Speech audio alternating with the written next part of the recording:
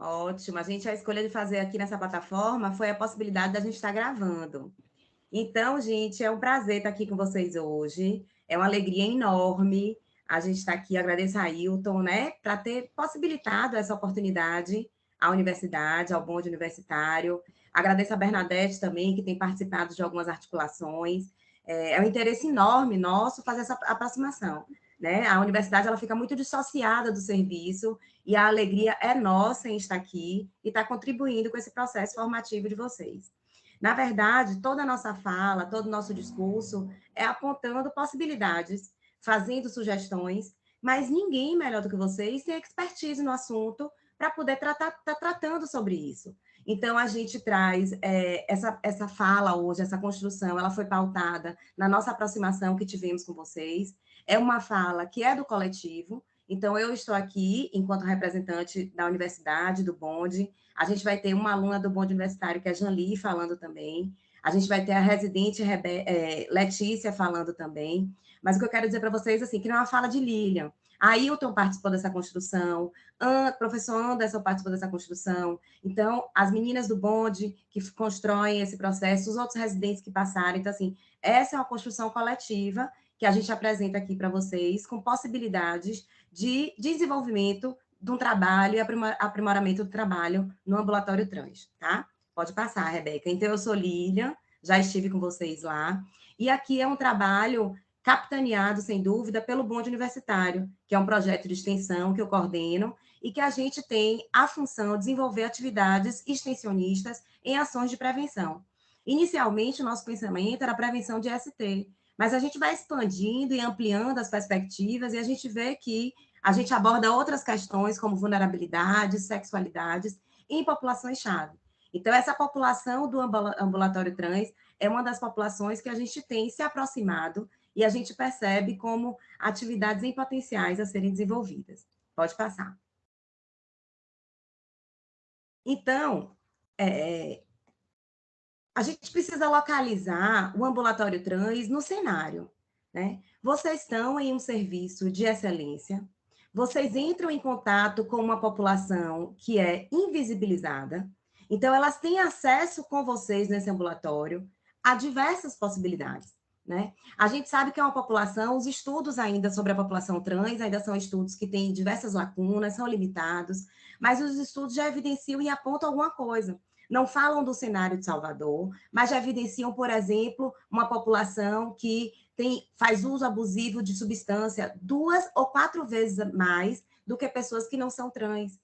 É uma população, por exemplo, que tem questões sociais envolvidas, então marcadores sociais que atravessam e que dificultam os processos de cuidar da saúde, acesso ao trabalho. Então, vocês têm acesso e a gente pode localizar vocês em uma situação privilegiada em atender uma população que muitas vezes não é vista, não acessa o serviço, mas que ao ambulatório trans ela está acessando.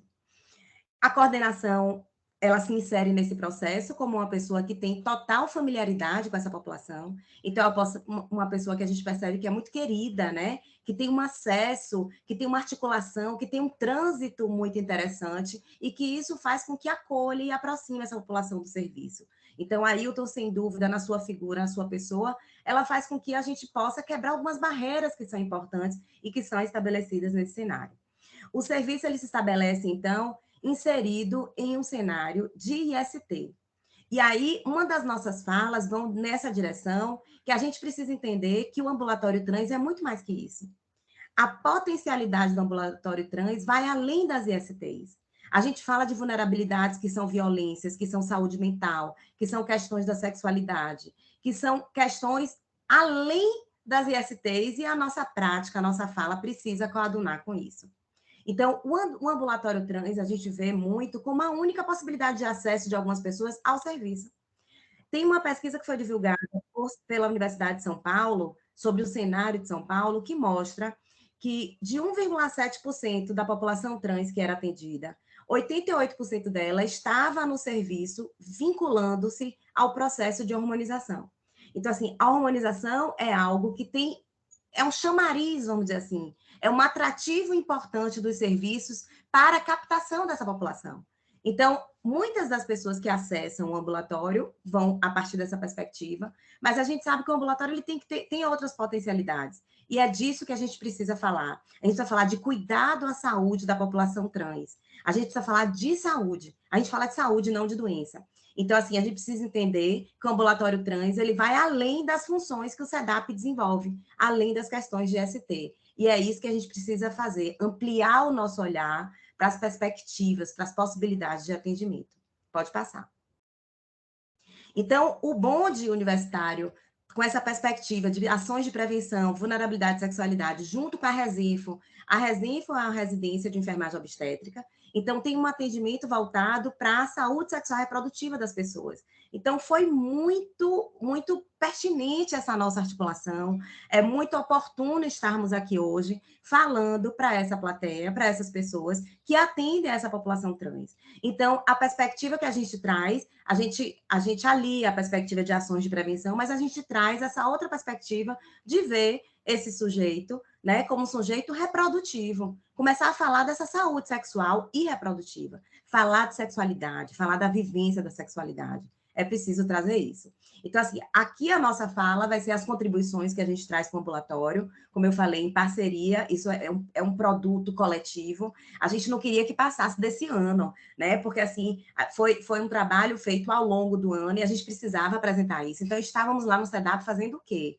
E a gente traz propostas, perspectivas de avanços. Então, assim, aqui a gente vai apresentar nossas contribuições, o que é que produzimos, para que vocês tenham a dimensão, né? E que a gente possa contribuir com o funcionamento desse serviço. Então, assim, como é que a gente pode se articular ainda mais? O que é que a gente traz para vocês? Pode passar, Rebeca. Então, a gente identificou algumas lacunas, né? A gente identificou algumas lacunas no sentido de o que é que a gente precisa trabalhar, o que é que a gente precisa investir, o que é que a gente precisa aprimorar nesse atendimento que é protagonizado pelas enfermeiras do SEDAP, né? Pelas enfermeiras do ambulatório trans. Então, vamos lá. O que é que a gente pode melhorar? Pode, meu querido. Então, assim, a gente percebe que as consultas ainda são incipientes. As consultas estavam muito no sentido de a realização de uma anamnese, então acolher uma história. Mas a gente percebe que os profissionais que ali estão colhendo essa história têm potencialidades e podem fazer algo mais no sentido de, diante dessa história, o que é que eu posso fazer com isso já na primeira consulta? Então, assim, todo o meu direcionamento e toda a minha consulta é pautada em ações que eu posso investir no atendimento. Então, assim, a enfermagem pensando em uma área que está inserida no SEDAP com potencial enorme de atendimento, de cuidar da saúde na prevenção e na promoção. Para isso, o que é que a gente pensou? A gente precisa ampliar o conhecimento, né? Aproximar os profissionais para uma área e para uma temática que talvez, ainda que eles atendam essas pessoas, ainda não seja comum e familiar para elas. Então, assim, a gente percebe que os usuários eles já têm um vínculo com o serviço, isso é muito importante, é potente, né? São usuários que, ainda que não estejam aderindo muito, né? Porque faltam as consultas, a gente identificou isso, mas eles têm um vínculo, porque vira e mexe, eles voltam ao serviço. Então, isso é importante, né? Essa relação. A gente identificou que uma consulta só promovida pela enfermagem era muito pouco para o estabelecimento desse vínculo. Então, na verdade, é sobrecarregada a figura de Ailton como a pessoa que estabelece esse vínculo. E a gente precisa identificar outros sujeitos. Espera aí que meu filho aqui está numa ligação. Leozinho, diminua o volume, amor. Então, a gente identificou que a gente pode, né? Precisa ampliar o contato da enfermagem com esses usuários, usuárias, para que a gente possa estabelecer mais vínculos. Porque Ailton carrega, assim, essa pessoa que eles estabelecem vínculo, né? A sala de Ailton funciona mesmo como um confessionário, como uma área de contato, de desabafo, de conversa fora e de resolução de problemas, de conflitos também, né? Então, assim, a gente entendeu que um contato só da área de enfermagem é muito pouco para a gente conseguir fazer essa ação de promoção, prevenção e tratamento que a gente pode fazer. Então, a gente identificou o SEDAP, né, o ambulatório, como um espaço de formação. A gente pensa que hoje a gente está iniciando um processo formativo importante, né? É uma lacuna que a gente tem na graduação da enfermagem, não tem isso. Na residência a gente não tem. né? Então, assim, somos privilegiadas do bonde de estar promovendo essa discussão e vamos começar esse processo, porque, assim, é importante, né? É uma média de 3% da população brasileira. Então, assim, isso é uma média de 2 milhões de pessoas. Onde é que elas estão? Né? Não é pouca gente, ainda que fosse um. Então, assim, não estão, mas estão no SEDAP. Então, é lá que a gente vai, né? É no ambulatório trans, é lá que a gente vai captar. Então, assim, existe um déficit de atividade educativa. A gente percebe que as consultas poderiam, nessa consulta, são tantos pacientes, será que um dia só de consulta é suficiente? Não teria como a gente ampliar isso? Eu vejo o ambulatório trans como algo muito maior e um é muito pouco. Um dia de ambulatório é muito pouco, para o que a gente pensa, porque a gente precisa, para que a população precisa, né? Então, assim, essas profissionais precisavam estar no ambulatório, né? Integralmente dariam conta, porque é muita coisa que a gente propõe a fazer. Então, essas capacitações que a gente precisa intensificar, tem um déficit de capacitação, de treinamento, a gente precisa pensar em uma agenda coletiva e que a gente pode estar inserindo a universidade, pode estar inserindo a prefeitura tem um serviço disso, vamos se articular, né? Não pode ser algo dissociado, né? Governo ou prefeito, não, vamos falar de algo que seja articulado e isso é possível. E a gente vai falar disso, dessa adesão, aprimorando esse atendimento, essa adesão. Pode passar, Rebeca. Então, assim, a gente entende que o papel da enfermeira no ambulatório, a gente pode dar um upgrade nesse processo, pensando na qualificação que essas enfermeiras têm. A gente tem profissionais que a gente pode pensar em como promover essas atividades educativas, seja na consulta, como nos espaços comuns. Uma das coisas que a gente, enquanto docente, com os alunos lá realizando atividades, era algo que os pacientes falavam demais. Gente, como é bom porque, assim, são pessoas que fazem consultas, são acompanhadas no laboratório, e sempre a gente identificava uma lacuna nesse atendimento que é muito rápido, nesse atendimento que às vezes se torna superficial, nesse atendimento que tem prioridades. Então, a gente tem deficiências que são colocadas pelo tempo, pela prioridade do atendimento. Então, o que a gente precisa pensar, e a gente pensou, e a gente vai trazer aqui para vocês de que forma a gente pode promover isso. A necessidade de um protocolo de atendimento, a gente precisa organizar esse atendimento, sistematizar esse atendimento. Não dá para eu, enquanto enfermeira, fazer o atendimento, Janli fazer outro, Letícia fazer outro. Não. A primeira consulta é assim, e a gente precisa se assegurar que está sendo realizada dessa forma. Então, essa é a necessidade de um protocolo para sistematizar, organizar e impedir que falhas aconteçam, que coisas deixem de ser perguntadas e etc. Estabelecer rotinas de acolhimento. Então, assim, essas pessoas que transitam por lá, né, precisam estabelecer esse acolhimento, que não seja só na sala de Ailton, mas que a equipe do SEDAP, desde o porteiro, precisa estar informado sobre o processo de atendimento, o que faz, o que não faz, para onde vai. Então, assim, precisa falar sobre isso com todas as pessoas que estão ali inseridas. A organização do fluxo interno, a gente percebe que vocês têm isso, né? A questão de por onde passa, por onde vai, para onde vai. Isso é importante, né? Essa segurança de que é assegurada as consultas que esse sujeito, essa mulher, esse homem, né? Essa pessoa precisa. Mas a gente tem também que se articular com a rede externa. E isso é que a gente precisa estabelecer agora. Quem é que eu falo, aonde? Qual é a demanda que minhas usuárias e usuários estão tendo, que a gente precisa procurar? Eu preciso ir lá e saber quem é, porque eu preciso tornar esse fluxo. Não adianta, tá tudo lindo no SEDAP, o ambulatório super funcionando, e quando eu preciso de uma vacina da hepatite A, não tem no município, não vai, porque não posso. Então, eu preciso articular essa rede, a gente precisa fazer essa rede de atendimento, esse mapeamento, saber para quem eu vou mandar, porque eu quero que funcione.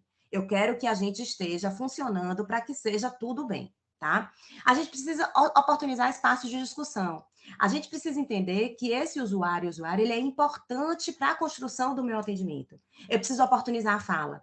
Aquela atividade que a Ailton fez e que as residentes participaram, né, de que eles falaram, que elas falaram, que trouxeram sobre o atendimento, do que precisa, do que não precisa, como se sente e tal. Precisa oportunizar mais isso. A equipe precisa estar se aproximando e participando disso, né? Precisa ser algo que seja feito pela equipe, feita pelos usuários e que tenha essa comunicação. Então, assim, nada sobre nós sem nós. Esse é um lema que a gente utiliza e que a gente vai propagar isso também no ambulatório trans. Então, assim, a construção do ambulatório trans precisa ter os usuários e usuários fazendo parte, pensando esse protocolo, a gente vai ter que discutir. O que, é que você acha? Né? O que é que você sugere? A cartilha que a gente vai apresentar, a gente precisa discutir. Então, a nossa discussão e a nossa construção foi baseada nisso. Jolie, pode passar, Rebeca.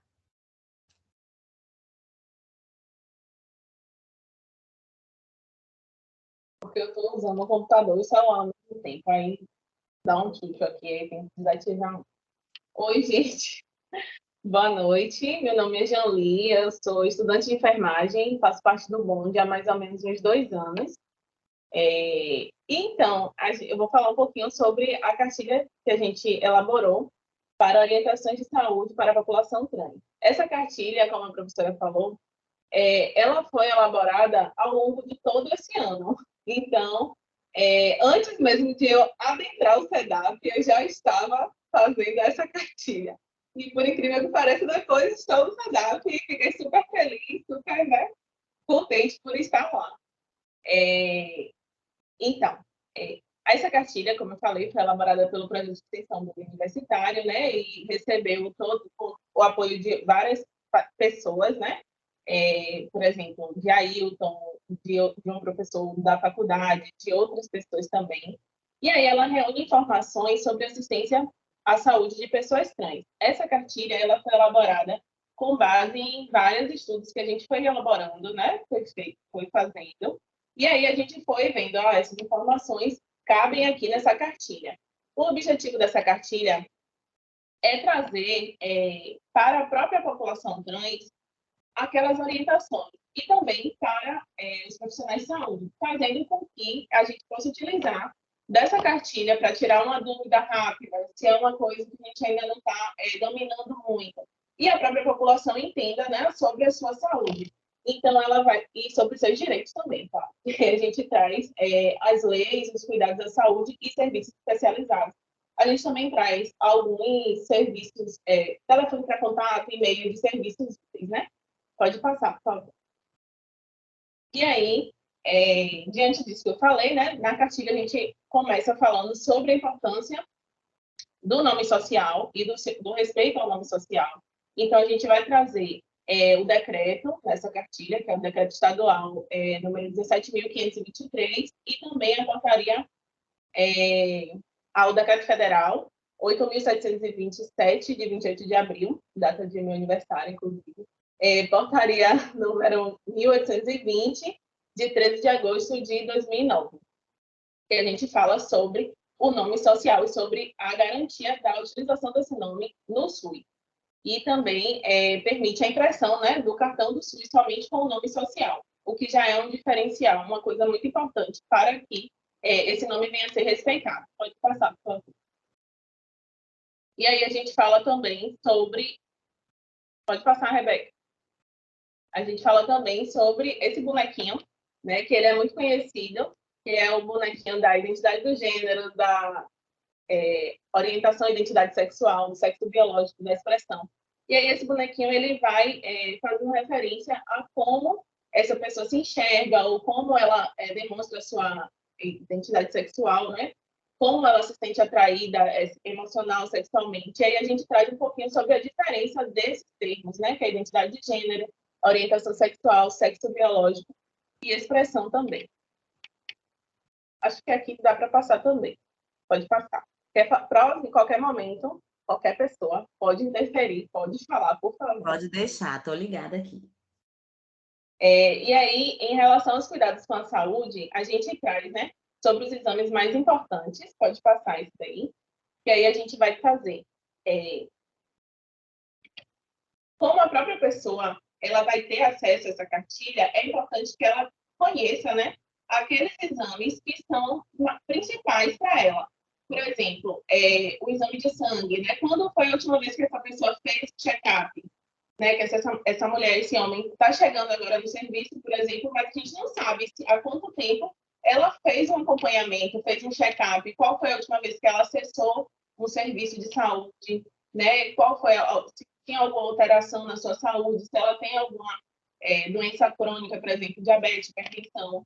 E aí também a importância do Papa Nicolau, do toque retal, fazendo com que a pessoa saiba, né, a importância desses exames e também porque a gente, profissional de saúde, eu já me coloco, né, não sou estudante, mas já me coloco, que a gente venha perguntar, né, você já fez? Já chegou a fazer uma vez? Quando foi a última vez? Né? Tudo isso é importante. Ô, Jean, deixa eu falar uma coisa aqui. O que a gente almeja A gente é bem, assim, ousada. O que a gente almeja para esse serviço é que as profissionais de enfermagem instrumentalizem as usuárias, os usuários, de tal forma que ela saiba que ela não colheu triglicérides, que o médico não solicitou o HDL, e ela, como faz uso de estrógeno e testosterona, ela sabe que isso vai alterar. Então, que ela está preocupada, e por favor, doutor, meu HDL aí, para eu saber se subiu ou não subiu meu colesterol. Vocês entenderam? Então, assim, não é só saber se fez exame, mas é ter consciência desse processo. Né? Então, assim, por exemplo, o Papa Nicolau, existe, lá no serviço não faz, mas existe um intervalo, existem alterações, então fez, não fez, então, assim, tá instrumentalizando que ainda que não faça lá, quando eu pergunto, realizou o Papa Nicolau preventivo? Sim ou não? Então, não é só sim ou não. Ah, não realizou? Eu aproveito para poder fazer essa orientação. Por quê? Porque existe o risco de HPV nessa população. Eu preciso falar, por exemplo, se é um grupo de imunossuprimidos, eu preciso falar, por exemplo, sobre a possibilidade de vacina de mulheres até 45 e de homens até 26. Então, é eu, enquanto enfermeira, me instrumentalizar cientificamente para fazer um atendimento diferenciado. E 2 pontos, olha quanta coisa a gente acrescenta e inclui, olha quanto a gente contribui. Então, a gente modifica cenário e a gente faz com que esses sujeitos, né, essas pessoas que são atendidas no SEDAP, no ambulatório trans, serão pessoas diferenciadas que já vão orientar outra. Ah, menina, foi enfermeira, ah, não fez não, nem sei por quê, ou então na cartilha que tem. Então, assim, a gente fala da importância dessa cartilha não só para os usuários, mas para os profissionais, no sentido de instrumentalizar para que eles saibam que possam, né, serem seres políticos, né? Serem eles que vão lutar, que vão solicitar e que vão manipular e que vão argumentar e etc. E vão mobilizar esse cenário. E vão ser principalmente autores, né, da sua própria saúde, conhecendo os seus direitos, conhecendo os exames e todos os mais que eles precisam e elas precisam também. Como a senhora falou, a questão do HPV mesmo, que a gente tem no cartão de vacina, então é importante verificar se o cartão de vacina pode passar. Se o cartão de vacina ele está atualizado, a gente fala aqui mais sobre, na cartilha também, né? Sobre hepatite A, hepatite B e HPV, mas também tem as demais vacinas, né? Que precisam estarem atualizadas, principalmente se a pessoa foi imunossuprimida. Pode passar, por favor. E aí tem... e aí aparece também a questão das vacinas da Covid, né, agora mais recente, mas também tem as outras que é importante que a gente oriente também sobre isso e a própria pessoa entenda sobre a importância dessas vacinas para, né, a sua segurança imunológica, vamos dizer assim. Então, deixa eu falar uma coisa. Por exemplo, hepatite A, que é uma coisa que eu tenho frisado com a Ailton, eu tenho falado sobre isso, e não é a gente que vai conseguir, é a população trans que vai conseguir essa mobilização para que tenha vacina. A gente não consegue, né? Ah, a vacina é prefeitura, é em tal serviço, não oferece para todo mundo. Mas, assim, a população trans de São Paulo recebe vacina de hepatite A. A hepatite A é contaminação, fezes, boca, né? Contaminação fecal oral. É uma prática que pode acontecer com essa população. Então, a gente precisa falar, precisa lutar, precisa pedir, precisa conversar lá com a Eric. Eric, como é que a gente vai fazer? Precisa instituir isso para o nosso grupo. A gente precisa. Então, assim, a gente está falando sobre isso para que eles se sensibilizem e saibam da importância.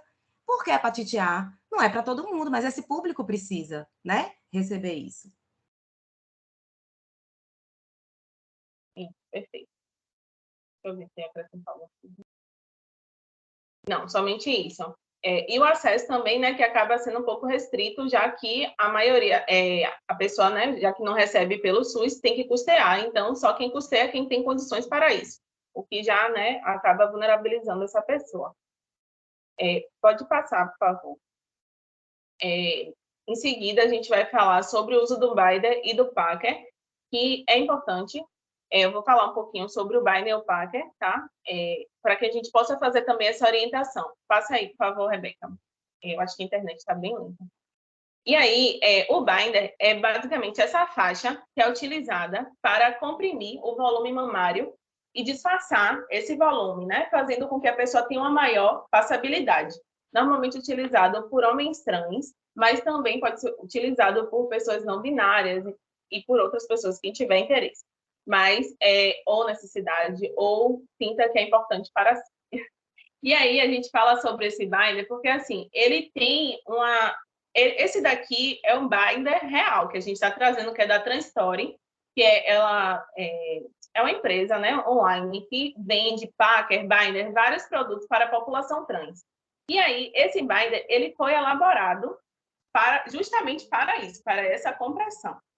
E aí, tem a utilização também, as outras pessoas, né, que não têm condições financeiras para isso, utilizam as faixas, por exemplo, de atadura, o que faz com que a compressão não seja ideal, né, venha a ser maior.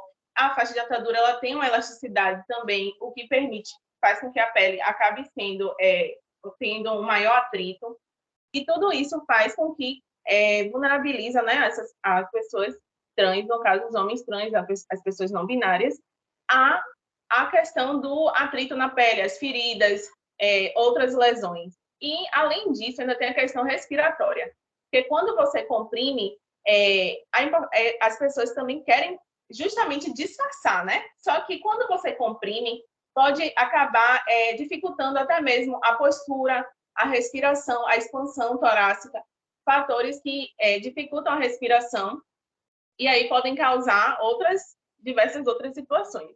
Então, é importante que a gente venha perguntar, que a própria pessoa entenda sobre o binder, se ela utiliza alguma faixa para compressão, se ele, no caso, utiliza essa faixa, qual faixa ele utiliza, porque o binder, ele é um produto caro também, esses produtos são bem caros.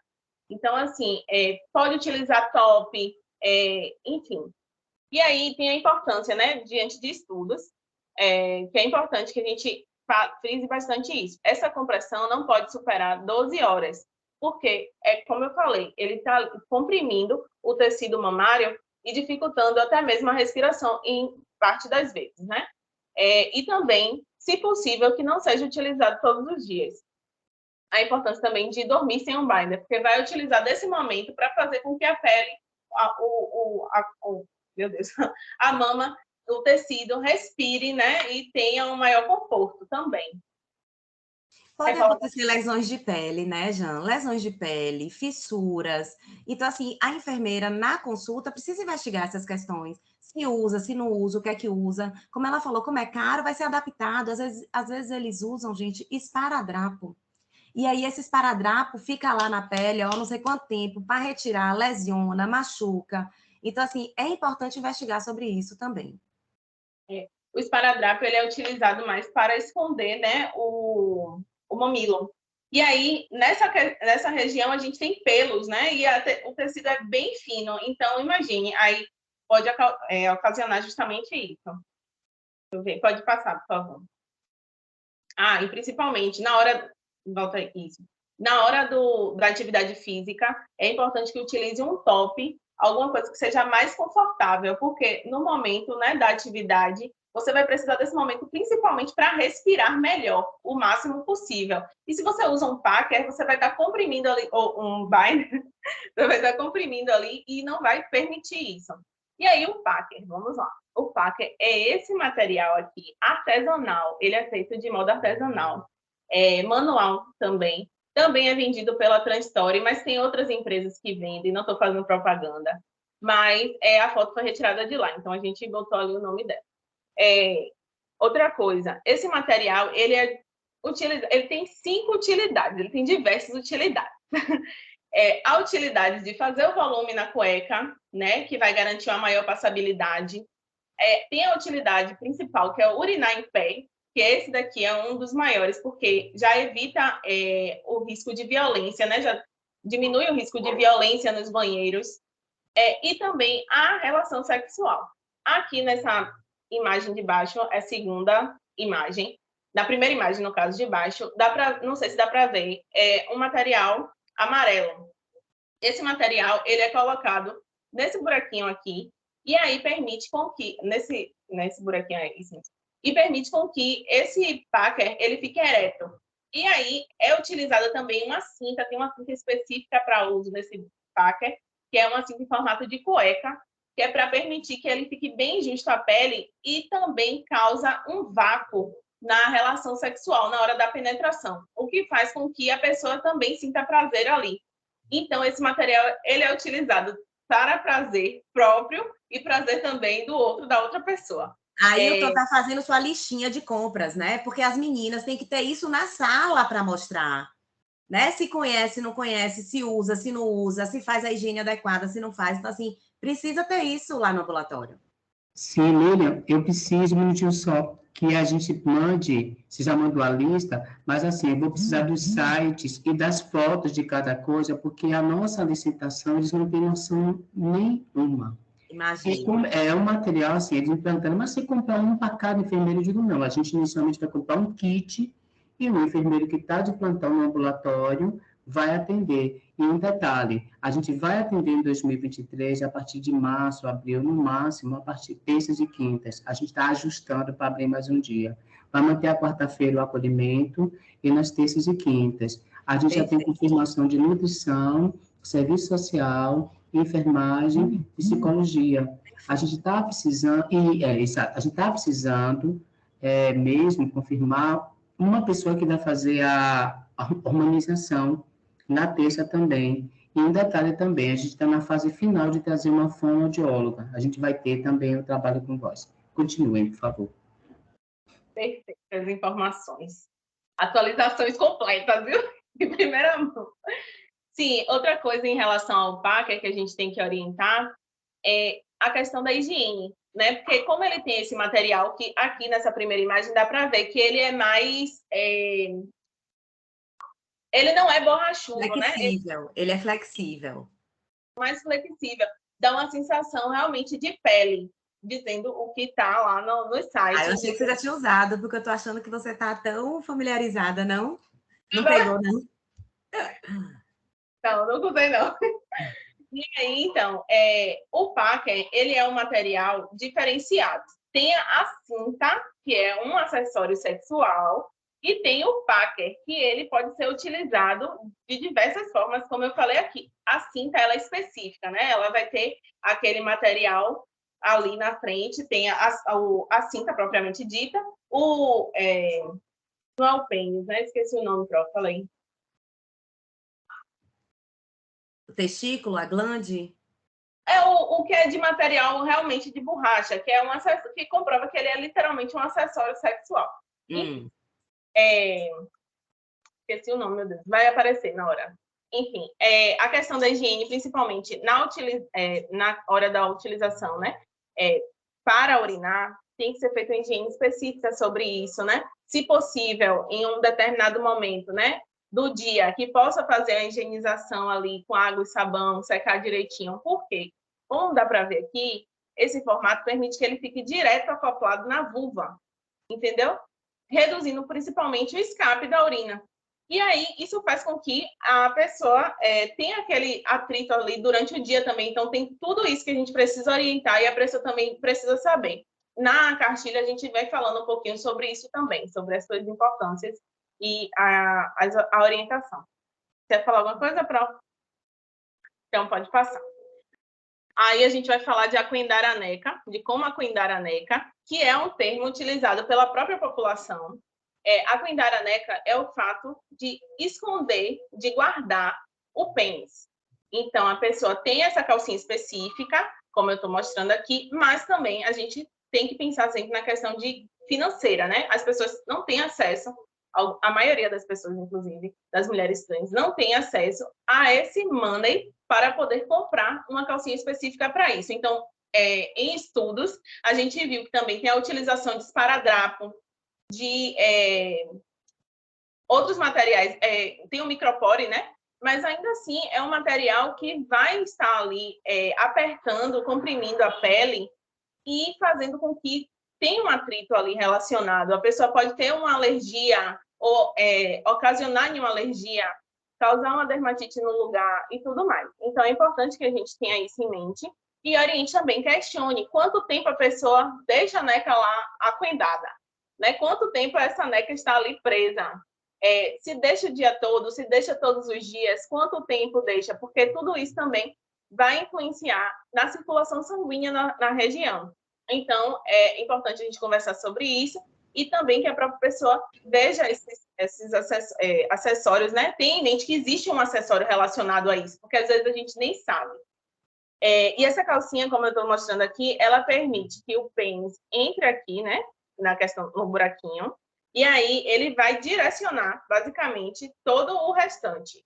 Tem na cartilha também, mais ou menos, como funciona para suspender, para guardar tudo ali. As calcinhas específicas, como tem alto custo, que eu falei, eu uso de micropore. Pode passar esse slide.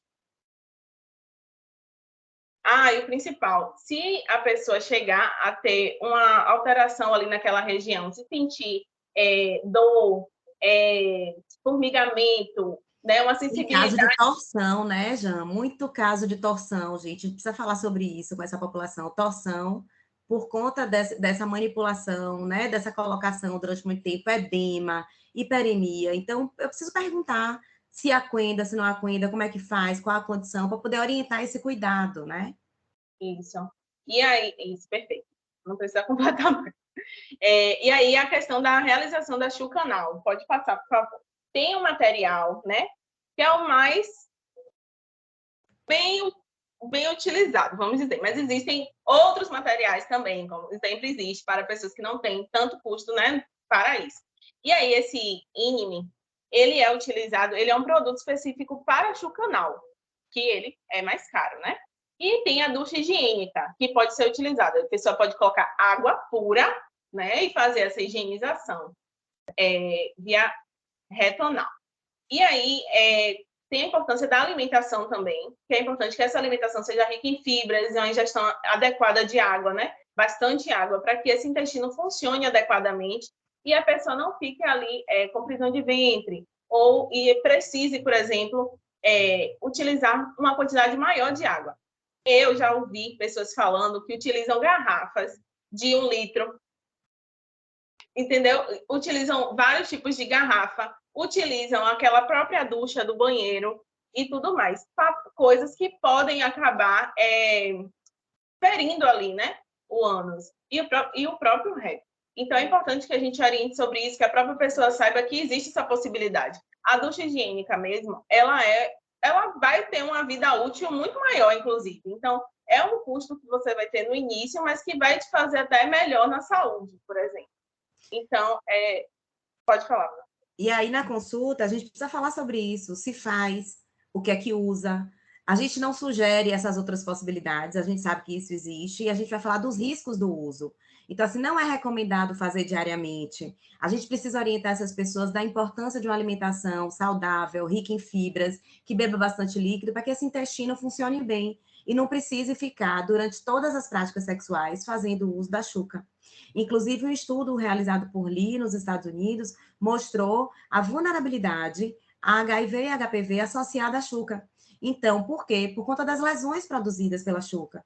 Então, o risco aumenta de infecções. É preciso a gente falar e orientar que existem, não é tão caro esse material, né, que Janli traz aqui, não é tão caro esse material, está disponível na farmácia e é o que é recomendado. Além disso, elas têm receitas próprias, né, do que é bom, do que funciona. Precisa ter muito cuidado com essas receitas. O uso, né, de substâncias oleosas, o uso de substâncias perfumadas, tudo isso é irritativo para a mucosa anal.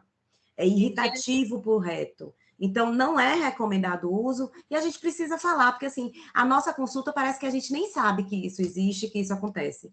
A gente tem que demonstrar familiaridade com as práticas, familiaridade, e eu demonstro como, à medida que eu pergunto, à medida que eu falo sobre isso, né? Que eu mostro que eu conheço todo esse material, todas essas coisas e tal. Então, isso é importante. Perfeito. E a utilização da água, como eu falei, limpa, pura. Porque a pessoa utiliza, tem gente que utiliza enema, tem gente que utiliza água com sabão, tem gente que utiliza diversos produtos, que aí fazem com que interfira ainda mais na mucosa, né? Pode passar, por favor. O uso dos acessórios sexuais, pode passar em seguida. E aí, os acessórios sexuais, eles podem ser diversos, né? Tem esse primeiro aí, que é um tipo de vibrador, que é específico para clítoris e vulva, né? Parte externa, no caso. E o do lado, que é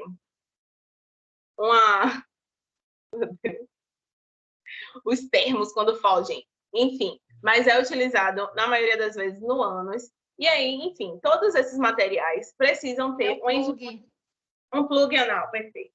Precisam, a outra é a bolinha tailandesa, os de baixo são o vibrador também, né, que é o bullet. O segundo, que é um tipo de cinta, um dos tipos de cinta que eu falei mais cedo, tem a cinta mais externa, mas tem a interna também. E o outro, que é um vibrador, que é penetrativo também, e que faz penetração, e também tem a parte clitoriana. Enfim, todos esses materiais precisam ser, né, de uso individual, principalmente. Mas, se não for possível esse uso individual, é importante sempre a utilização do preservativo, não compartilhar esse preservativo, né? Tipo assim, usei em mim, vou usar nela agora ou nele agora, e aí com o mesmo preservativo, não pode. E aí é importante que a própria pessoa saiba disso. Na cartilha a gente vai falando sobre essa importância, né? E dos cuidados. E aí tem a questão também da higienização. Os materiais que puderem ser higienizados com água e sabão, que sejam assim.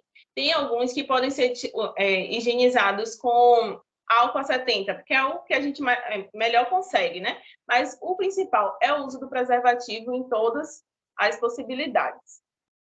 É isso. Fala alguma coisa, Pro? Pode passar. Administração de medicamentos e harmonização, que aí a gente fala, né? Tem um estudo também que traz sobre a importância de utilizar a região ventroglútea para poder região ventroglútea para fazer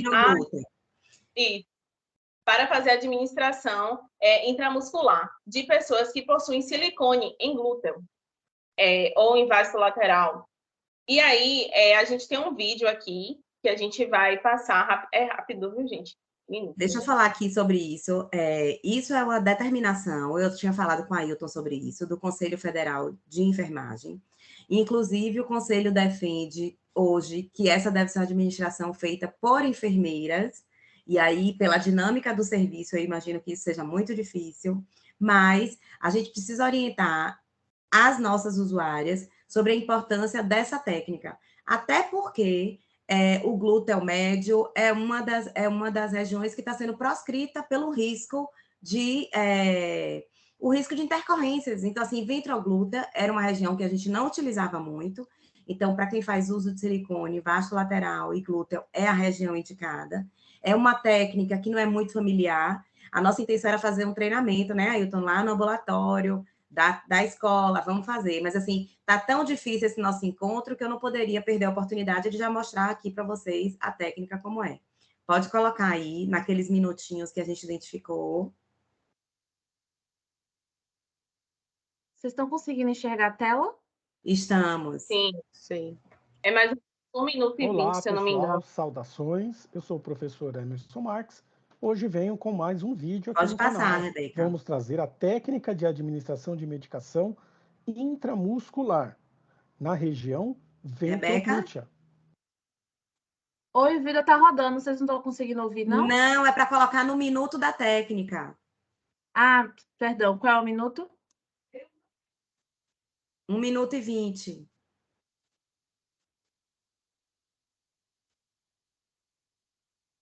Aí, volta aí. Seguir o contorno dele. Seguindo o contorno, Volta um pouquinho, Rebeca. vamos palpar. Devemos localizar o osso ilíaco, conhecido como crista ilíaca, e seguir o contorno dele. Seguindo o contorno, vamos palpar e identificar a espinha ilíaca. A espinha ilíaca é uma protuberância que se apresenta na parte anterior do osso ilíaco. Então, palparemos com o dedo indicador e afastaremos o dedo médio. Vamos fazer a antisepsia da pele com algodão e álcool a 70%. Devemos introduzir a agulha num ângulo de 90 graus e o bisel deve estar lateralizado. Observe que vamos introduzir a agulha exatamente no espaço entre o dedo médio e o dedo indicador. Introduzindo a agulha com o bisel lateralizado, ele acompanha as fibras musculares e isso facilita o procedimento e o paciente sente menos dor. Ao introduzir toda a agulha, vamos fazer a aspiração para ver se não pegou nenhum vaso e depois injetar a solução. Ao término, colocamos o algodão e retiramos a agulha. Vou deixar um card para vocês com os outros locais de aplicação intramuscular. Pronto, pode interromper. É rápido, mas dá para entender que não é no glúteo, né, médio, é no ventroglúteo, e a técnica de identificação do ventroglúteo é essa. Então, assim, é importante a gente orientar a nossa população, né? Você tem silicone, até porque muitos fazem uso de silicone industrial. Pensem o risco isso acontecer, né? Então, assim, é importante que a gente sinalize, que a gente oriente, que fale sobre esse ventroglúteo. E está levando isso para o SEDAP, está levando isso para o ambulatório, para que as pessoas se familiarizem com a técnica, né? Que essa técnica é uma técnica que não é nova, de Rochester, mas é uma técnica que não é muito utilizada e que vai precisar ser utilizada. Até porque, como eu falei, o conselho orienta essa como uma técnica de menor risco para essa população e para toda a população. Pode continuar, pode passar. Pronto. Aí a gente traz também a prevenção, né, de IST, e aí a importância dos métodos de prevenção. Tem o uso do preservativo, mas a gente também deve falar sobre a PrEP, sobre a PEP, oferecer, perguntar se já utiliza, se já conhece, e saber também o que é que conhece sobre isso, né? Tem os outros métodos de prevenção também que aqui no Círculo ele traz, mas aí a gente vai falando um pouquinho mais sobre isso. Pronto, perfeito. E aí, em seguida, a gente fala sobre as alterações na genitália que podem aparecer, né? A gente fala um pouco sobre o corrimento, sobre feridas, sobre irritações, né, que aparecem ali e quais medidas tomar. E aí é importante que a gente também, no atendimento, a gente venha orientar quanto a isso, né? Se tem alguma alteração no momento, se não tem, se já teve, o que fez sobre isso, né? A importância também dos métodos de prevenção, porque a população trans pode acabar, como utiliza o hormônio, né? Pode acabar reduzindo essa probabilidade de gestação. Só que a gente sabe que, tendo relação pênis, vagina, pode haver, né, a gestação. Então, é importante que a gente venha falar sobre isso, falar principalmente sobre o uso do preservativo, mas a gente também tem a possibilidade de anticoncepcionais que dependem do hormônio que é utilizado. E se a pessoa utiliza, ou se o homem trans, no caso, utiliza hormônio, ou a pessoa não binária. É importante que a gente falar também sobre o pré-natal, né, dos corpos grávidos, que assim, hoje não está fazendo, como a estava falando, não está fazendo no SEDAP, né? Mas está fazendo na maternidade Climério de Oliveira. Então, tem que dialogar sobre isso. É importante porque, sabendo onde está fazendo, eu posso falar, por exemplo, com outra pessoa sobre isso, né? E orientar sobre a importância desse pré-natal. Deixa eu ver. Tá. A prevenção da violência também, que aí a gente traz alguns telefones para contato, que é 180, em caso de violência. O reconhecimento da violência, que a pessoa é uma pessoa trans, mas ela tem todos os outros marcadores que influenciam na vida dela, né? Que vulnerabilizam ela a vários tipos de violência. Então, é importante que a gente venha conhecer sobre isso e ter o contato de serviços que a gente pode ter o apoio também. Aí, na cartilha, a gente traz, por exemplo, o serviço municipal, que a gente traz, que agora fugiu o nome, mas a gente também traz outros serviços, né, que servem como rede de apoio à população. O cuidado com a saúde, e eu acho que vai aparecer no próximo slide, dos serviços úteis, tá? Então, eu já peço perdão. Ali, o Centro Municipal de Referência, né, LGBT Vida Bruno. Tem a questão ali, como eu estava falando, da saúde mental, que é importante que a gente tenha, oriente, e também observe sinais, né? Que a pessoa pode ter ali, tá demonstrando para você alguns sinais de depressão, de ansiedade e tudo mais, que é importante ser valorizado aqueles sinais e aquelas falas também. E aí, os serviços úteis, aqui a gente traz apenas esses 5, mas na cartilha existem vários outros, que a gente traz específico para casos de violência, a gente traz específicos para momentos de alterações de saúde mental, né? Sofrimento psíquico. E aí a gente traz esses daqui, que são as unidades básicas de saúde para a realização principalmente dos testes rápidos que podem ser utilizados lá, mas como a gente também tem o CEDAP, né, a triagem, pode ser realizado também lá. Então, é importante orientar sobre isso para que a pessoa não venha, por exemplo, se deslocar de um lugar totalmente distante só para fazer o teste rápido, que ela pode fazer, por exemplo, do lado de casa. Isso vai fazer com que também reduza o fluxo da própria unidade, né? O Multicentro de Saúde da Liberdade, que já está mais relacionado à população de Salvador, o Ambulatório Trans, né, do UPS, que aí são os serviços úteis que a gente está trazendo, o Centro Municipal, como eu falei antes, e o CAPS, que aí a gente cita aqui o CAPS 2, o Antônio Roberto Pellegrino, que é ali no Jardim Baiano, ali na região de Nazaré. Deixa eu falar uma coisa para vocês. O Multicentro da Liberdade, ele tem uma parceria com o Ambulatório Trans e ele realiza todos os exames de imagem das pessoas trans, travestis e não binárias.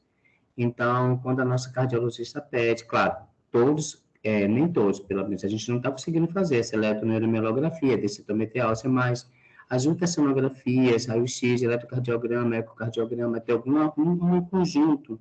Inclusive, ultrassonografia com punção abdominal, pélvica, da mama, transvaginal e outras, tem um conjuntinho muito interessante, que é dentro do Multicentro da Liberdade, que eu consegui para pessoas trans, travestis e não binárias, com equipe treinada, eles estão indo, já tem uns 4 a 5 meses, estão sendo muito bem recebidos, porque essa questão da referência e contra-referência, é preciso que outros espaços sejam treinados para ter não só qualidade técnica, mas qualidade do respeito a essa diversidade, e entender essas pessoas, né? E ter o cuidado com esses corpos. Então, a gente está conseguindo isso, e a gente tem que pensar sempre nessa questão da referência, o pessoal que atender não tem conhecimento, a gente, enquanto ambulatório ou universidade, consegue treinar, ótimo, a gente treina e referencia com mais tranquilidade. É isso.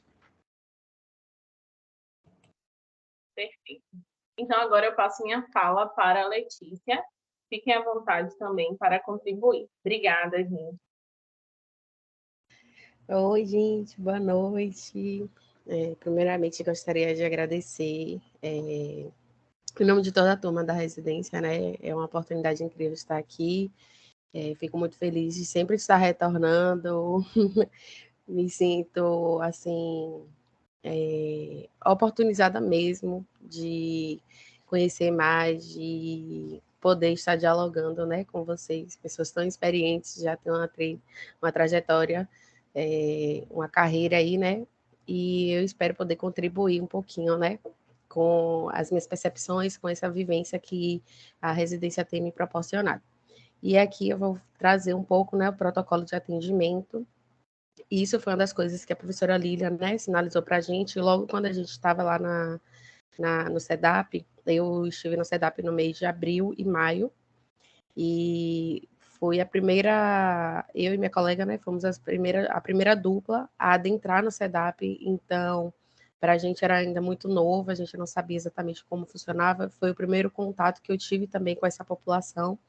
E, de uma maneira geral, né, a primeira consulta a gente idealiza e imagina que seja de uma forma com perguntas e um direcionamento, né, daquilo que a gente está buscando, perguntando para algum fundamento. A gente não pergunta por perguntar, a gente não está ali só para preencher papel, pegar os exames e só essa função. A gente está ali muito mais para isso, né? E isso foi uma das coisas que a gente foi nos atentando durante essa caminhada lá no CEDAP. E principalmente quando a gente traz aqui a primeira consulta, justamente para a população trans, é uma população que já é muito mais vulnerabilizada, a gente sabe, tem essa fragilidade nos atendimentos, então eles já se sentem muito mais reativos. É uma das coisas que a gente pôde perceber até na roda de conversa que a gente teve recente, justamente por eles estarem acostumados, infelizmente, a serem maltratados em todos os outros serviços que eles estão habituados a ir, e quando vão, muito, assim, obrigados, porque a gente sabe, né, que muitas vezes eles relutam, eles e elas, eles relutam de estarem frequentando justamente por saber que a prática da violência é uma coisa comum. Então, a gente precisa quebrar isso, e nessa primeira consulta a gente tem que já tentar criar um vínculo de confiança com esse usuário. A gente precisa deixar de uma forma que eles entendam que eles estão podendo ser acolhidos ali naquele momento. Então, nós como os profissionais, nos apresentarmos, tentar criar já esse vínculo, não impor barreiras, manter sempre o diálogo aberto, não fazer perguntas fechadas, de forma que eles se sintam mais à vontade para poder partilhar. A gente sabe que vai ter algumas e alguns que vão ser mais retraídos, e a gente tentar entender, né, que a consulta sempre vai ser individualizada, vai ser pautada em cada usuário que adentra ali. A gente não pode esperar que vai seguir, de fato, um roteiro, a gente tem um protocolo para nos direcionar, sistematizar essa nossa assistência com as perguntas que temos que fazer, mas não podemos tornar isso de forma robótica, automática, sem nos atentar à importância da vivência de cada um, porque a trajetória é única, né? Cada um vai ter seu caminhar, e a gente sabe que nesse percalço a gente vai ter diversas informações que vão mudar, né, a trajetória ali do processo de saúde e doença dessa pessoa. Então, a gente traz aqui, né, como um ponto inicial, a apresentação do profissional, né, como eu falei, da profissional, já para tentar criar esse vínculo. E uma das coisas importantes também é explicar o motivo da consulta, porque quando eu estava atendendo, eu lembro de uma situação que o usuário chegou e perguntou, mas por que eu estou aqui? Por que eu preciso responder essas perguntas? Ele não entendeu exatamente o porquê era importante passar pela enfermeira. E muitas vezes a gente percebe isso em diversos locais, né? A gente sabe que a enfermagem costuma ser muito desvalorizada, e eles muitas vezes não conseguem entender a importância de passar pela consulta com a enfermagem. E muitas vezes nós estamos reforçando essa visão. Se a gente não mostra o nosso papel, a importância de passar pela enfermeira, a importância das orientações e dos cuidados que nós iremos passar.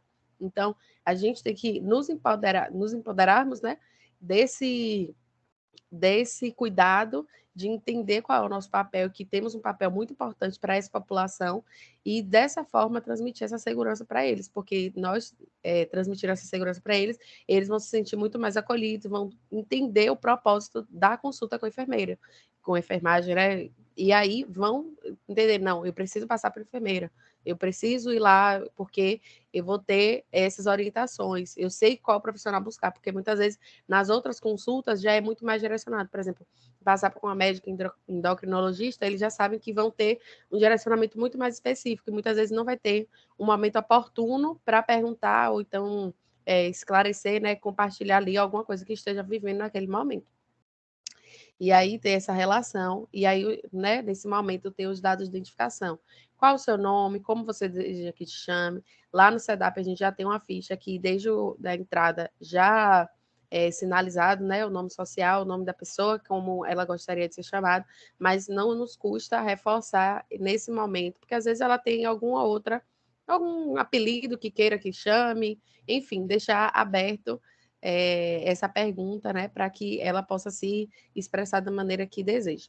Como se identifica, né, como não achar que porque você está vendo uma pessoa vestida de vestido, de batom, você já vai considerar ela como uma mulher trans. Muitas vezes não vai ser. E a gente precisa deixar isso aberto, perguntar como você se identifica, com quem você se relaciona, porque são corpos diversos, são vivências diversas, e muitas vezes nossos preconceitos, nossos estereótipos, né, de sempre achar que vai ser uma caixinha, impede de deixar esse momento de fortalecer esse vínculo. E aí, eu lembro também já de uma consulta que teve, que durante a consulta, a gente perguntou, né, como se identificava, e se identificava mais com o sexo masculino ou mais com o sexo feminino. E ali foi um divisor de águas no momento, né, durante a semana. Eu fiquei com a mente borbulhando, porque eu recebi um bombardeio de perguntas. Como assim? O que seria o sexo, se me identificar mais com o sexo feminino? Quem disse que usar batom sempre vai ser ligado com o sexo feminino? Tem outras culturas que, né, e já trouxe questões de outras culturas, de outros lugares, e muitas vezes, né, a gente já traz essa ideia e acaba podendo, né, ofender essa população se a gente não tiver esse cuidado. Então, né, buscar com quem se relaciona, justamente, e para poder entender e quando chegar no momento, né, a gente poder passar as orientações devidas e explicar para a pessoa por que a gente está perguntando, porque também, volto a dizer, em determinada consulta, por que você quer saber? Às vezes pode parecer muito invasivo a gente querer saber com quem a pessoa se relaciona, mas se a gente está perguntando, a gente tem que mostrar que a gente tem um fundamento naquela pergunta. A gente não está perguntando porque quer adentrar na privacidade dela. A gente está perguntando porque a gente tem o intuito de orientar o cuidado dela nessa relação. E aí buscar, né, as queixas, o que trouxe ela ali. Na primeira consulta, né, a gente sabe que a gente vai ter essa primeira consulta para direcionar também pelo serviço os outros atendimentos que ela precisa ter, mas deixar aberto, esse campo aberto para possíveis queixas. Pode falar, Ito. Letícia, é uma questão que acontece muito nas profissões de biomédicas, né? Não só na enfermagem, fono, medicina, quase todas. Pelo menos dentro do SUS, nesses meus anos, eu tenho observado uma queixa recorrente de todos os pacientes. É a questão de você não explicar por que você está pegando no corpo, por que você está pedindo aquele exame, por que você está fazendo aquelas perguntas, né? A gente esquece que a gente tem uma prática informativa e educativa naquilo que a gente faz, que cada encontro não é só uma consulta, não é só um exame, é uma forma de educar o indivíduo a conhecer mais sobre si, seus hábitos, para que serve aqueles exames. Então, assim, a nossa prática, ela é educativa por excelência. E eu venho discutindo isso há muito tempo. O ambulatório trans, ele coloca isso muito claro para a gente. Como eles não estão acostumados a estar no SUS o tempo todo, né? Eles, quando chegam, vêm sem saber direito das coisas, então eles perguntam tudo, porque eles também não são ainda normatizados pelo SUS a não perguntar. Eles perguntam. Eles criticam, eles brigam. O paciente que já está domesticado pelo SUS, ele nem pergunta mais. Ele não pergunta, o profissional não informa, pega, aplica, examina, faz o que bem quer, define e pronto. Então, isso é um processo muito grande. Na psicologia e no serviço social, não. A gente não tem o estetoscópio, a gente não tem a seringa, a gente não tem o equipamento que as profissões biomédicas têm, a gente não tem as tabelas, né, as medidas. A nossa instrumentalidade é a narrativa, é a escuta do que ele fala. Assim, ele fala, eu não posso trabalhar porque a nossa investigação é mais subjetiva. Então, querendo ou não, a gente tem que ter essa compreensão de que a nossa consulta é educativa. Então, isso que você traz é muito importante. E a gente precisa estar atento a isso. Porque nós também, quando estamos na consulta com pessoas trans, a gente tem um rebatimento grande na nossa identidade de gênero, orientação sexual, no nosso conservadorismo, nas nossas ideias, nos nossos princípios. Tudo se abala naquele encontro. E a gente precisa também estar pensando como é que a gente está perguntando. É mera curiosidade? Por quê? Aquilo importa. Porque eu estou perguntando pelo PAC, pelo Umbag e tudo, o que é que vai interferir no meu trabalho e que contribuição essa informação que eu estou querendo coletar vai dar para a saúde da pessoa. Sobre isso. Exatamente. Rebeca, volta para mim, por gentileza. Ainda tem algumas coisas para passar. Aí aqui, né, depois a gente passa, né, também para os dados sociais. Tem parceria sexual, se sim, quantas? Não já perguntar, isso foi uma das coisas que a professora Lilian sinalizou para a gente também, de perguntar se tem parceiro fixo, porque nem sempre isso de parceiro fixo é porque a gente está acostumado, né, também aquela coisa, o relacionamento monogâmico, mas deixar aberto, tem parceria sexual, se sim, quantas, e justamente para a gente poder orientar nisso também. A questão, né, da proteção, para a pessoa entender que ela manter um vínculo com outras pessoas a torna mais suscetível a contrair, né, algumas infecções sexualmente transmissíveis, se não tiver o cuidado adequado, enfim. Tem religião, estudou até que série, trabalha, com quem mora, tudo isso justamente para poder entender um pouquinho mais dessa pessoa e poder passar essas orientações. Os hábitos de vida, né? Fumou, já fumou, usou algum tipo de droga, fez ou faz uso de álcool, em qual quantidade? A gente sabe que é uma população que está muito mais ligada a esses hábitos, porque busca ali um conforto, uma saída, é o meio de socializar com as outras pessoas, se sente mais à vontade, e a gente precisa também orientar esse uso, né, tentar uma redução de danos aí. se realiza alguma atividade física. Essa é uma das coisas que que eu percebi, né? Que muitos não realizavam, não entendiam de fato a importância de estarem realizando essas atividades físicas. A gente sabe que é uma orientação para toda a população, mas em algumas populações, né, a gente sabe que é ainda mais importante. E como considera o sono à noite, se dorme bem, se não dorme, se tem algum problema, como é a casa, enfim, todas essas perguntas. Os antecedentes de saúde, né, os antecedentes familiares, se há um histórico aí de hipertensão, diabetes, problema de tireoide, doença falciforme, por que não? Perguntar.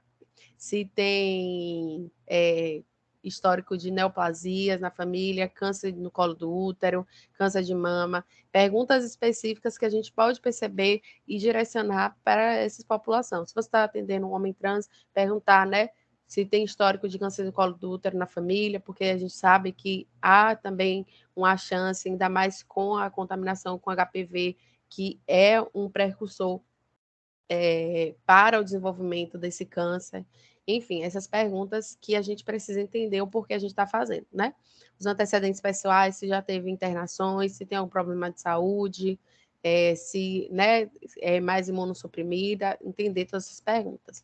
Se realizou já alguma cirurgia, se já está no processo de hormonização, se já realizou alguma cirurgia no processo de hormonização, se faz uso de alguma medicação de rotina, se tem alergia a alguma medicação, e se trouxe o cartão de vacina para a gente justamente poder orientar a vacinação, né, da hepatite B, da hepatite A, que infelizmente a gente sabe que não tem no SUS, né, como a gente já trouxe aqui, mas que, se possível, se a pessoa conseguir tentar pela rede privada, de alguma forma, já é um benefício. Passa para mim, por favor, Rebeca. Aí aqui, né, na parte da saúde sexual, se utiliza os brinquedos sexuais, como são higienizados, como é essa prática, como são as práticas sexuais, se tem relação anal, justamente para a gente poder orientar e tentar fazer com que essas perguntas não sejam um mero repertório. Você está sentado aqui, você utiliza brinquedos sexuais? Sim, não. Como são essas práticas? Tentar deixar essa conversa de forma mais aberta mesmo, que a pessoa se sinta mais à vontade para poder compartilhar.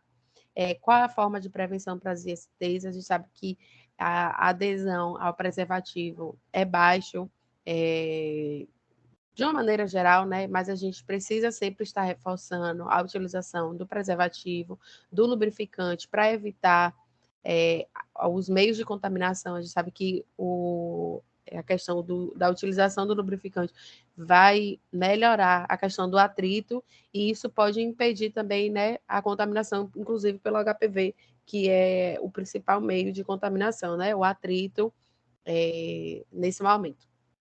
Se já sofreu algum tipo de violência, e aí é importante a gente já tentar criar esse vínculo no início da consulta, porque quando chegar esses tipos de perguntas, eles já se sentirem mais à vontade para poder compartilhar, porque é uma situação muito delicada, é uma questão de traumas, são um público muito mais retraído, né, mais reativo também, então a gente tem que saber como chegar até essa pergunta para não parecer né, despertar um gatilho ali na pessoa, e para a gente poder contornar isso vai ser muito mais difícil. Pode falar aí.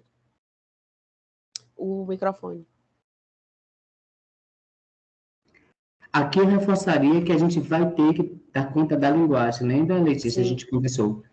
Não é preservativo masculino. Parece que não tem que ser tudo, nem feminino. Preservativo interno, preservativo externo, para pênis ou para vagina. Não utilize categorias cisgêneras e cis-hétero para pessoas trans. Obrigado. Sim. A Monique também quer falar. Obrigado, gente. Eu sei que vocês eu estou como Monique. Aqui a gente tem que falar. Com certeza. Gente, eu sou Rebeca aqui, eu estou no perfil de Monique. Eu vou pedir só para agilizar um pouquinho, porque a gente só tem 10 minutos, tá bom? Meu Deus, certo. Vou correr aqui. Enfim, né? Mas aqui a gente tem, né, essas perguntas. E se utiliza o preservativo em todas as relações, se não utiliza, se utiliza nos brinquedos também, né? Como o Fine já trouxe. Como está a relação com a sua parceria, se tá estável, se não tá, se precisa, né, que a gente sinalize alguma coisa, que a gente sabe que é o momento também da gente acolher, ouvir, que muitas vezes vai ser muito mais importante a construção desse vínculo, mesmo que algumas perguntas não sejam respondidas, mas a construção do vínculo é mais importante porque a gente planeja, né, ter outras consultas posteriormente.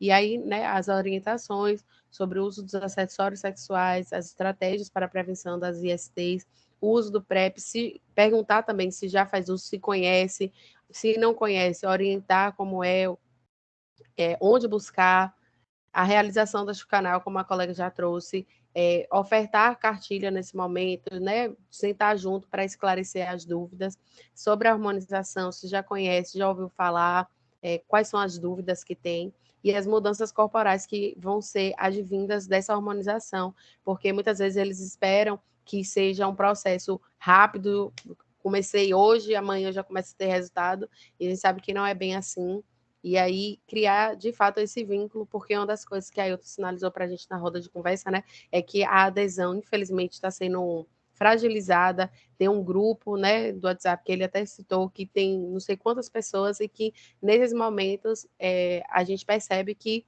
não há uma adesão. A roda de conversa teve, acho que, cerca de 14 pessoas, ou um pouco menos, e um grupo que mais de 50 tinha confirmado que ia. E no grupo tinha, acho que 250, alguma coisa assim. Então, a gente percebe que é uma população que precisa fortalecer esse vínculo e nós, nessa ponta, a gente precisa mostrar a nossa importância para, de fato, ver se dessa forma a gente consegue uma maior adesão. Pode passar, por favor. Falando, perdão. Aí aqui, né? Já tem já realizou alguma modificação corporal, né? Se já usou o hormônio também, é importante nessa primeira consulta. Exatamente. E principalmente porque a gente sabe que eles utilizam, elas utilizam muitas vezes, né? Um colega faz, vou pegar a mesma quantidade, enfim, né? E essas coisas, essas alterações na dinâmica de saúde, no processo de saúde e doença que podem estar interferindo.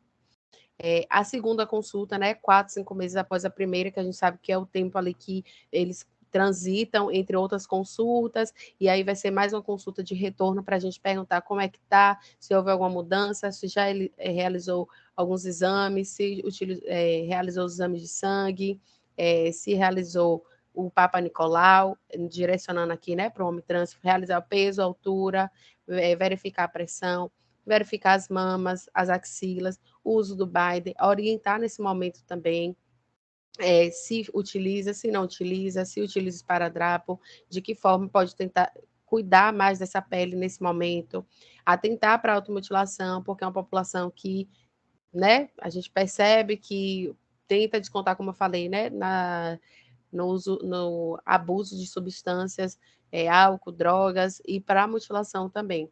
Né, verificar se foi para as consultas com psicólogo, se está tudo direitinho, se quer compartilhar alguma coisa, ver se há a possibilidade de uma avaliação completa, um exame físico completo, para a gente investigar também possíveis alterações em outros sistemas, não sempre focar na genitália, eu quero ver, enfim, né? Verificar também o Papa Nicolau e explicar qual é a finalidade desse exame, porque a gente sabe que na população cisgênero a gente já tem diversas pessoas que não sabem o porquê está fazendo aquele exame. Eu faço exame de rotina porque eu sei que eu tenho que fazer, mas não sabe qual a finalidade, o que é que a gente está buscando ali. Então, orientar. Uma coisa que eu acho importante, não sei como é que a gente vai pensar sobre isso, Ailton, mas assim, uma coisa que me incomoda na condição de enfermeira é eu não examinar esse sujeito que eu atendo, sim, eu não olhar esse corpo. Porque assim, eu pergunto, e eu sei que não tem maca, as salas não estão organizadas tem essa dificuldade, mas assim, eu perguntar sobre o cuidado com a mama é diferente de eu examinar essa mama e fazer o exame clínico, que eu, enfermeira, faço. Que eu toco essa mama e vejo se tem alguma alteração. E orientar nesse momento também, mostrar junto com a pessoa como é. Tem um consultório de enfermagem que tem maca, se eu não me engano, que eu acho que é o consultório 2. Porque quando o pessoal tem uma questão de dor pélvica, tem o primeiro, principalmente as pessoas que têm vagina, né, e pélvica, tem um exame ali. A gente pode retomar com você, com as meninas, e logo no SEDAP, ver algumas coisas que são necessárias para mudar. Se a gente sabe coisas de mutilação, né? Olhar, às vezes a gente identifica marcas, lesões, fissuras, a partir do meu olho clínico de enfermeira. né? Tem coisas que a Exatamente. roupa cobre, que não me permite. Então, assim, tem alterações, por exemplo, né? Eu vou falar do uso de hormônio e o risco de trombose. Então, é uma hiperemia na pele, é uma perna aumentada, mas é demasiada que a outra, que se eu não examino, eu não vejo isso. É a abordagem sindrômica, que E a gente muitas usa vezes, essas coisas, trabalhar com sinais e sintomas direto na abordagem da enfermagem mesmo, exame físico. A gente pode inserir como um protocolo de uma segunda consulta ou da primeira, não sei, como você Precisa. pensa direitinho. exatamente, porque muitas vezes a gente perguntar, eles não vão saber identificar. Vai sinalizar, tá tendo dor nas pernas, tá, tenho, mas é de maneira esporádica, muitas vezes vai estar relacionada à ocupação, né? E às vezes a gente precisa de fato ver para ver se tem alguma alteração ali. Né? A mulher trans vê também se há a possibilidade da avaliação completa, observar a tireoide, proeminência da laringe, se tem alguma alteração. De fato, se atentar, a gente percebe o quão importante é o exame físico nesse momento. Pode passar, por favor. E aí a gente fala, né, da terceira consulta, 8 meses após a primeira, que possivelmente eles já vão estar no início da hormonização, que é o tempo, né, hábil para transitar por todas as especialidades, passar a resolver todas as pendências, documentações que precisa para iniciar a hormonização. E sempre verificar peso e pressão, né? A gente sabe que podem estar alterados devido à hormonização. Mesmo antes, a gente precisa estar medindo justamente para ver se vai ter alteração ou não e mostrar para eles também a importância disso. Aí as perguntas, né? Se houve alguma mudança, se quer compartilhar alguma coisa, se está tendo alguma queixa, se realizou os exames, se realizou, se trouxe os exames, falar também da importância de levar os exames para consulta, porque muitas vezes alguns vão estar no sistema se for realizado lá no SEDAP, mas se não for, não vai estar lá e a gente não vai ter acesso a esses exames. Mostrar que para a gente também é importante a gente ver esses exames, não só a médica endocrinologista, mas a gente também, porque a gente pode estar dando algumas orientações que a médica pode estar se passando, né? Verificar de novo se há a possibilidade de uma avaliação completa, se tem alguma alteração, orientar sobre a hormonização, as mudanças corporais, reforçar essas mudanças que são lentas. Se a gente puder também, né, falar, se você puder fazer um diário, se você puder fazer fotos, vídeos, para você ver como é que vai ser, né, o processo, para eles entenderem que não é um processo rápido e que vão estar passando por aí, né, e que depois vão estar olhando para trás e ver o quão longe eles chegaram, elas. Ou as outras estratégias de prevenção das ISTs, como é que tá, se teve mudança nas parcerias sexuais, se está se cuidando, se não está, se apareceu alguma lesão, o uso dos acessórios sexuais e a realização da chuca anal. Então, sempre trazer isso, porque é vivência, é dia a dia, é rotina, e isso não deixa de acontecer, né? Então, a gente precisa sempre se atentar para perguntar e verificar se está tudo direitinho. Pode passar, por favor. Pode ofertar também de novo os exames, porque às vezes eles têm dificuldade, então você ofertou na primeira consulta, são 6 meses, cada consulta pode ofertar, assim, que é muito Oferta, exatamente. mudança nas práticas. Meninos trans que só namoravam com meninas cis, começam a namorar com as mulheres trans, com as travestis, muda a mucosa, está tendo penetração vaginal, então eles mudam as questões. Precisa ver isso. Exatamente. A gente Mostra a falar importância disso. dessa sexualidade que é fluida, né, Ailton? Então, assim, Exatamente. entra uma coisa, entra numa prática, modifica essa prática. E, assim, a profissional, às vezes, eu percebo que ela fica acanhada de falar sobre isso. Mas eu vou perguntar para ela ou para ele se mantém em prática. Tem que perguntar, tem que se sentir à vontade, até porque a gente, na nossa vivência prática, a gente vê essa fluidez da sexualidade. Então, precisamos trazer para eles essas possibilidades. Aqui a gente já está encaminhando para o final, tá? Um direcionamento do que a gente faz uma proposta. Então, a gente fez a construção da cartilha, a construção do protocolo. Então, a gente propõe que os usuários e usuárias sejam convocados para falar sobre isso. Então, agora, rever o que é que você acha, o que é que você contribui. A gente pensa que precisa ter uma agenda articulada entre usuários, né, e a equipe para atualização. Então, não só essas capacitações, essas atualizações com usuários, mas também com a equipe. Estabelecer rotinas para avaliação do atendimento. Então, assim, pensamos no protocolo, instituímos o protocolo, e aí, como é que tá? Vamos avaliar? O que é que precisa rever? Então, assim, não foi criado agora e vai ficar para sempre, não. 1 ano de protocolo instituído, fez primeira consulta, segunda consulta, terceira consulta, o que é que muda, o que é que acrescenta e etc. A gente precisa, né, a partir do ano que vem, pensar em mapear esses parceiros, reconhecer esses parceiros, como a Ailton trouxe, tem o pessoal da Liberdade, quem mais? O que é que a gente precisa? Vamos acionar, vamos instituir essa rede, vamos estabelecer esse fluxo externo para que a gente possa ter organizado esse atendimento. Então, assim, pensar em espaços de escuta, aonde mais a gente pode atender, além da sala do Ailton, né? Quem mais pode fazer esse acolhimento? Como é que a gente pode fazer esse processo? A gente traz como proposta, né, para vocês, então, assim, a gente falou muito da atividade educativa, e a gente sabe da limitação das enfermeiras do serviço para realizar por tempo, está na consulta, está fazendo a consulta, está fazendo atendimento. Então, assim, a gente está propondo agora, esse ano de 2023, um componente que chama ACCS, que vai tratar sobre essas atividades educativas lá no ambulatório.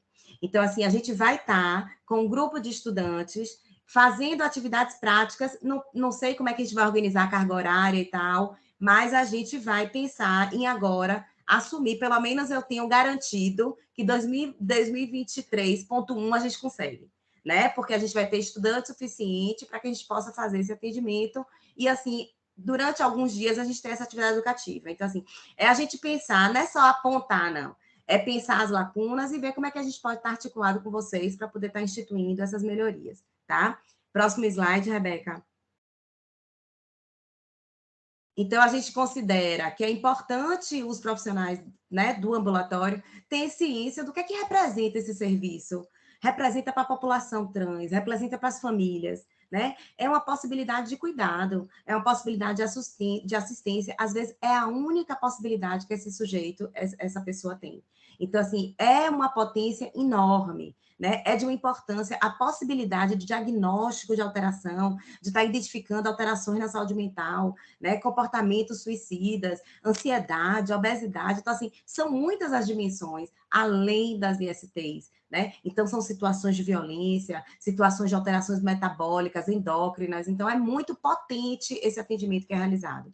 A gente não pode negligenciar essas vulnerabilidades, mas a gente também reconhece que tem limites, né? Tem limite de tempo, de quantidade de atendimento, de capacitações, etc. Temos limites, mas a gente identificou, assim, que a gente está iniciando aqui hoje, né, um processo formativo, e a enfermagem capitaliana esse processo. Né? A gente está junto com vocês para fazer com que isso dê certo e que a gente possa avançar. E que a gente tenha um serviço de excelência, né? Porque temos interesse, disposição e essa articulação que vai fazer com que dê certo. Tá bom? Estamos muito felizes em estar aqui com vocês hoje, que a gente possa continuar isso no ano que vem com outras propostas e outros processos. Diga, Rebeca.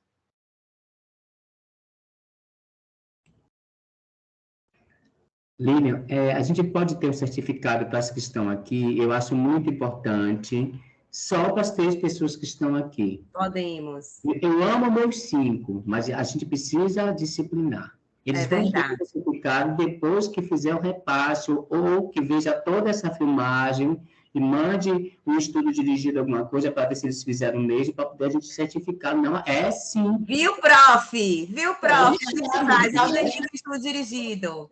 Mas assim, é importante, porque, entende, não é justo, não é gratuito. Claro, claro. Tem que ter a gente está muito feliz e que a gente possa fazer isso mais vezes, em outros momentos, com outras temáticas. É só o início. Vamos fazer nossa agenda de 2023. Viu? Rebeca parou a gravação. E presencialmente, né, Pro? Hã? E presencialmente. Presencialmente, que é outra coisa. Verdade, verdade. Mas eu estou muito feliz, viu? Com a presença de Cleide, a presença de